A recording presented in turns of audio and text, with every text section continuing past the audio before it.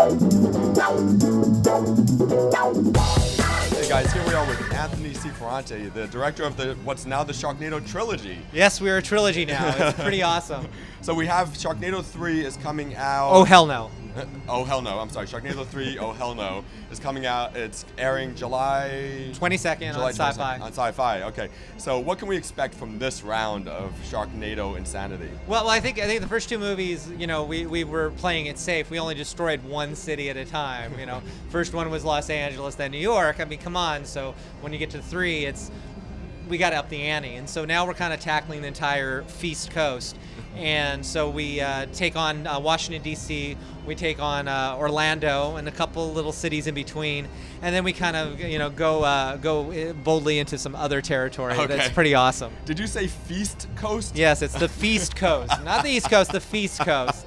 That's beautiful. Now, there's also a Sharknado comic that you wrote. Is that correct? Yeah. So I'd met Dan Perrin, who was the artist, one of the regular artists for Archie, and he also writes for Archie. And he did a drawing last year for one of the producers, which was Archie versus Sharknado. It was like a joke cover thing. And then I saw him going, "We gotta go talk to Dan. We want to make this happen." And so for 6 months, you know, I was hounding the producers and Archie, going, "We need to do an Archie versus Sharknado comic book, and I want to write this thing because I've always wanted to write a comic book." And right around when we were in the middle of shooting, they're going, "Yeah, it's happening now." It's like, really? In the middle of shooting this movie? So I had to start writing the Archie versus Sharknado while I was actually making Sharknado 3. Of course, yeah. And the cool thing is that it takes place during the same timeline as Sharknado 3. So, you know, we have our thing set in D.C., so Betty and Veronica are kind of being badass in D.C., and then it picks up in Riverdale, and Riverdale is conveniently located on the Feast Coast. Of course. but you know, it's the comics are really interesting because Archie still has technically 3 girlfriends, Betty, Veronica, and Cheryl Blossom, who's this redhead that popped up a couple decades ago. And so I really wanted to empower Betty and Veronica. So I actually had a lot more fun writing Betty and Veronica and making them these like kick-ass, you know, heroines in the comic. And everybody gets to save the day. So it's not just what you'd expect where, oh, Archie is like our Finn. No, everybody gets an opportunity. Okay, nice. It's a post-Buffy Archie world. Right? Exactly. Yeah. And the publishers at Archie and the editors, they were so liberal about letting us do a lot of crazy things. Like I was able to kill off characters because it's sort of an offshoot of the other comics. Right. So I could do things that you normally wouldn't necessarily be able to do in their regular timeline. Right.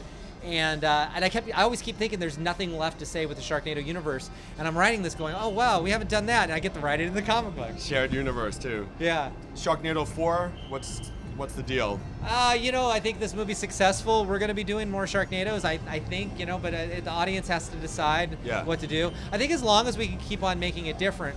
I think the thing is that it's not really about, oh, okay, here's the Sharknado and let's do this. I think what it is what do we do by putting the Sharknado universe in another genre? Not parody, but kind of almost homage. Like in this one, we do White House Down with Sharks. Right. So sharks are terrorists. They don't have guns, but I mean, it's that kind of thing. So you have Finn, you know, and a gun-toting Mark Cuban as our president, you know, taking down sharks that are taking over the White House. That's cool. So it's a whole other different palette. Right. So as long as we can kind of do different things like that, it makes it exciting, because who would not love to do those kind of movies? I want to see you take the Sharknado phenomenon into space eventually, like a Jason X version of Sharknado. You know, I mean, look, that's probably the final frontier. You know, I think that there's a lot of validity in that. You know, we may try to do something like that. I know you. You will try to do that. Well, you know, if you do it, you have to embrace it. Yeah. That's the thing, is like, if you do it, you can't just go, oh, it's 2 minutes in the movie, because we learn, like with, you know, the Friday the 13th movies, Jason takes Manhattan, and it's like the last 5 minutes of the movie, and the audience get upset. Right. Yeah. You know, you just have to go, if we're doing this, we're making a space movie. Yeah. You need a Jason exit, is what you need to do.